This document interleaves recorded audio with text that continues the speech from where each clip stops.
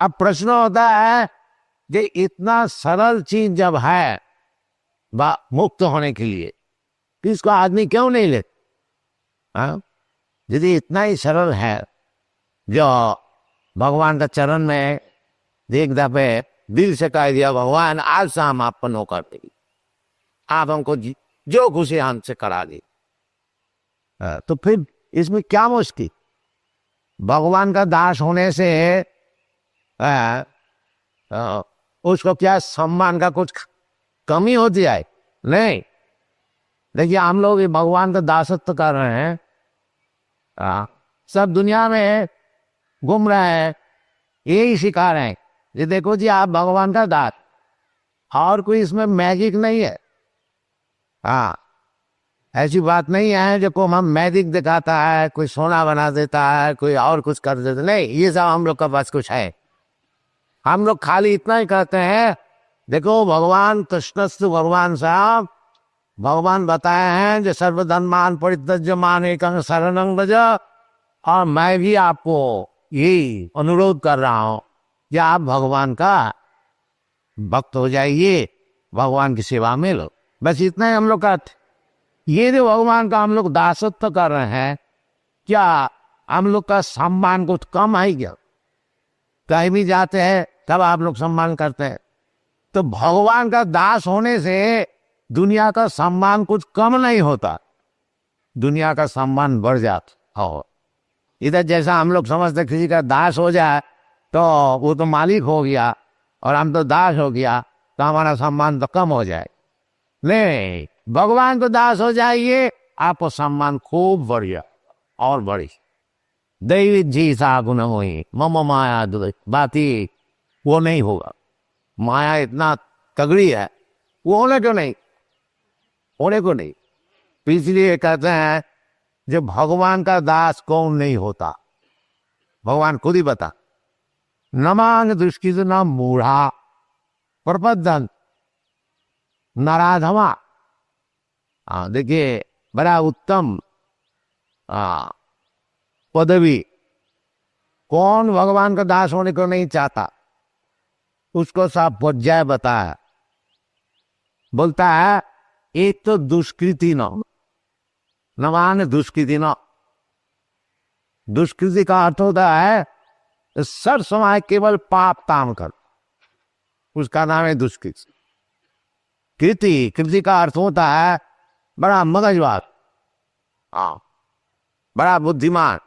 बाकी सब बुद्धि किस तरह से पाप करना है उसी में लगा।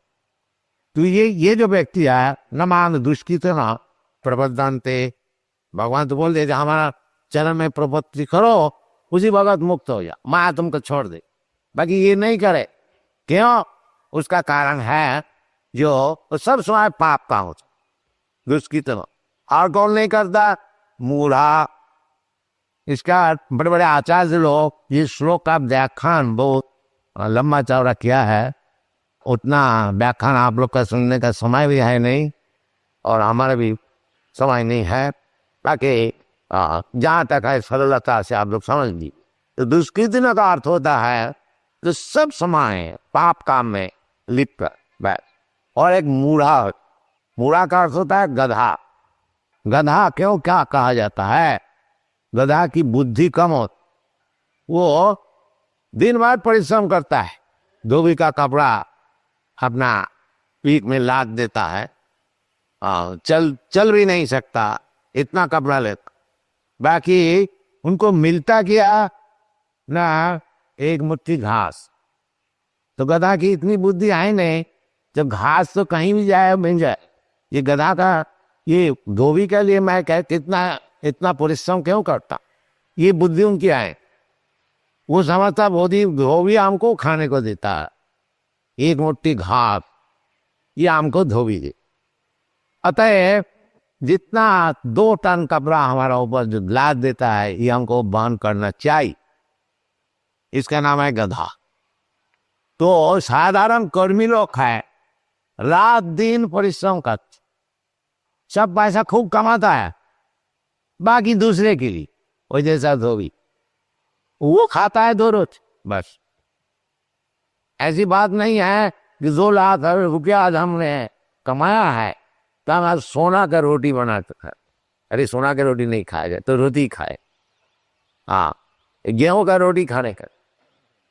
तो ये बुद्धि होनी चाहिए जो हमको जब भगवान की कृपा से 2 रोटी मिल जाते हैं तो इतना क्यों हम परिश्रम कर। हाँ थोड़ा बहुत गृहस्थी के लिए हमको जो कुछ मिल जाता है उसी में संतोष करते, बाकी समय भगवान की चर्चा क्यों नहीं। ये बुद्धि नहीं उनको खुले। उनको समय है, ये देखिए सवेरे इधर होता है, हाँ बाकी आदमी तो समय होता नहीं खाने के लिए। तो सब समय होता है, बाकी भगवान की कथा सुनने के लिए समय है। इसको शास्त्र में कहा है मूढ़ा। जो असल चीज है मनुष्य जीवन का जो काम है, जो अपने को समझना, भगवान को समझना, भगवान से हमारा संपर्क क्या है, ये सब चीज समझना, अर्थात तो ब्रह्म जिज्ञासा, ये मनुष्य जीवन का काम है। भाई इसको सब छोड़ दिया है, केवल गदाधे से परिश्रम करते हैं और उसका फल क्या मिलता है, बैठ दो होती मूढ़ा नमांग कुरदंते दुष्कृत नाम मूढ़ा। हाँ और कौन है, नमांग दुष्कृत नाम मूढ़ा प्रपद्यन्ते नराधमा। और नाराज हो, नराधम का अर्थ होता है नर, का अर्थ होता है मनुष्य, वो सबसे नीच जो। क्यों नहीं, मनुष्य जीवन है भगवत भजन करने के लिए, बाकी उसको हम छोड़ दिया और सब काम में बस, और सब काम में खूब हमारा उत्साह है। और भगवत भक्ति करने के लिए, भगवान को समझने के लिए हमारा टाइम नहीं। इसीलिए नराधम जो मनुष्य शरीर उसको मिला, उसको और एक कहा जाता है कृपण। एतद विदित्या जब प्रयाति सा ब्राह्मण, एतद अविदित्या जब प्रयाति सा कृपण। जो मनुष्य शरीर जो हमको मिला, इसको उपयुक्त भाव से इसको व्यवहार करके इसमें जो फल लाभ होता है, अर्थ लाभ होता है, भगवान को प्राप्त हो सकता है, उसको होना चाहिए, बाकी वो नहीं करते, इसलिए कहते हैं नराधम। और एक क्लास है, उसको बताया गया है माया अपहृत ज्ञान। कोई कह सकते हैं, देखिए आप सब ये कहते हैं, हम तो बड़े बड़े सब विद्वान को देखते हैं कि वो भगवान को नहीं मानता, अपने कोई भगवान मानता है, तो ये क्या बात है, वो तो बड़े विद्वान है। तो भगवान उसको बताते हैं जो विद्वान तो है, बाकी उसको ज्ञान जो असल जो ज्ञान विद्या लाभ करके जो ज्ञान होता है वो माया छीन लिया। माया अपहृत, जैसे आपके पास कोई वैल्यूबल कोई कीमती चीज है, हीरा, आप समझे हुए बैठे हैं कि हमारा घर में हीरा है और उसको ताला लगा के हम आए हैं, निश्चित है, निश्चिंत है। बाकी घर में अगर जाते देखते हैं जो हीरा कोई चोरी करके ले गया। इसी प्रकार ये तथाकथित जो विद्वान सब होते हैं, बाकी भगवान को नहीं समझता, उसको विद्वान नहीं कहा जाता। विद्या का अर्थ होता है आदमी में जाता है कि जो भगवान को समझाए, वो विद्वान है। बहुनाम ज्ञानवान अंते, बहुनाम जन्मनाम अंते ज्ञानवान मान प्रबद्धते। ये जो प्रपत्ति ये कौन कर सकता है, अनेक जन्म का तपस्या करके जब पूर्ण ज्ञान उसको लाभ होगा तभी भगवान ने प्रपत्ति कर सकता है। वासुदेव सर्वमिति स महात्मा सुदुर्लभ। तो ये जो तथाकथित ज्ञान है, MA PhD सब होते हैं, बाकी भगवान को नहीं समझ, भगवान को उड़ा देने की। बड़े बड़े साहब विद्वान भगवत गीता का ऊपर टिप्पणी लिखते हैं, उसका विचार है जो कृष्ण को उड़ा, बस हम कृष्ण है, हम भगवान। इसलिए कहते हैं अपहृत ज्ञान, माया उसका जो ज्ञान है वो छीन लिया ये सब व्यक्ति।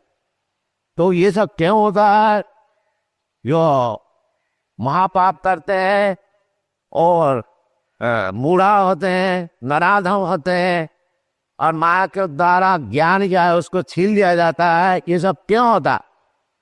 तो भगवान इसको भी जवाब देते हैं, आसुरी भाव मासिता, क्योंकि वो आसुरिक भाव को ग्रहण किया। आसुरिक भाव क्या है? जो एथी, भगवान को नहीं मान। भगवान क्या? सब हम लोग भगवान, ये रास्ता रास्ता में सब भगवान घूम रहा, कहाँ मंदिर में जाते हो भगवान को ढूंढने, ये सब बोलते हैं, बड़े बड़े स्वामी सब बोलते हैं। आसुरी, ये इसका नाम है आसुरी भाव। दो भाव है, आसुरी भाव और देव भाव। आसुरी दैववत, तो जो भगवान के भक्त होते हैं वो देवता, देव भाव। आज जो भगवान का भक्त नहीं है, भगवान को नहीं मानते, वो आसुरी। तो दो प्रकार का आदमी होता है दुनिया में, दैव आसुर एवच। विष्णु भक्त भवे दैव, आसुरी तद विपर्जय। जो भगवान के भक्त नहीं होते हैं उसको असुर कहा जाए। तो ये असुर भार होने से वो पाप काम नहीं करते हैं, दिन भर वृथा परिश्रम करते हैं, मनुष्य जीवन का क्या काम है वो नहीं जानते हैं, और तथाकथित ज्ञान उनको मिला है ABCD, वो सब उसका फल जो है वो माया छीन लेगी। बस उसको यूनिवर्सिटी में MA पास करने से कुछ फल नहीं, क्योंकि असल जो उनको बुद्धि वो माया छीन ले, आसुरी भाव मार। तो फिर क्या उपाय? कोई भगवान ऐसी व्यक्ति तो हम लोग देख रहे हैं दुनिया में बड़ी हुई है, फिर भगवत भजन करेगा कौन? नहीं, उसको भी जवाब भगवान देता है। क्या बोलते हैं?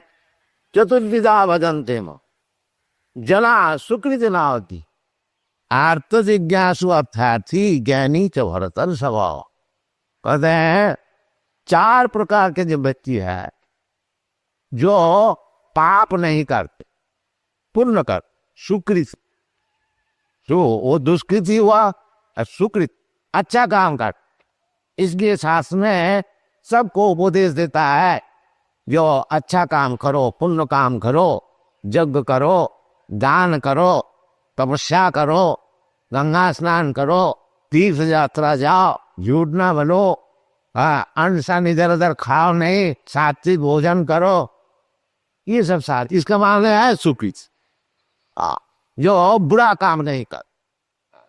जैसे जैसे शास्त्र बताते हैं उसी प्रकार से चलते फिरते हैं, उसका नाम है सुकृत।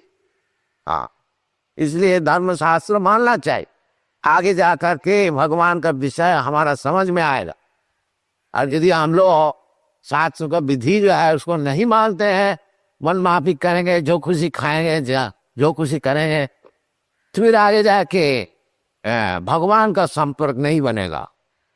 और भगवान का संपर्क नहीं बनने से वो ही 84 लाख जोनी में भ्रमण करने पड़ेगा। कभी जल का जानवर, कभी चूती, कभी हाथी, कभी देवता, कभी मनुष्य, कभी राक्षस, ये सब, कभी ब्रह्मा और कभी मल का कीट, ये सब जन्म मृत्यु जरा व्याधि, इसमें फंस जाने का। इसलिए शास्त्र से बताया पुण्य कार्य करो, अच्छा काम करो। अच्छा काम करने से चित्त शुद्धि, और चित्त शुद्धि होने से फिर भगवान को भी समझ में आएगा, जीवन सफल। सुकृत।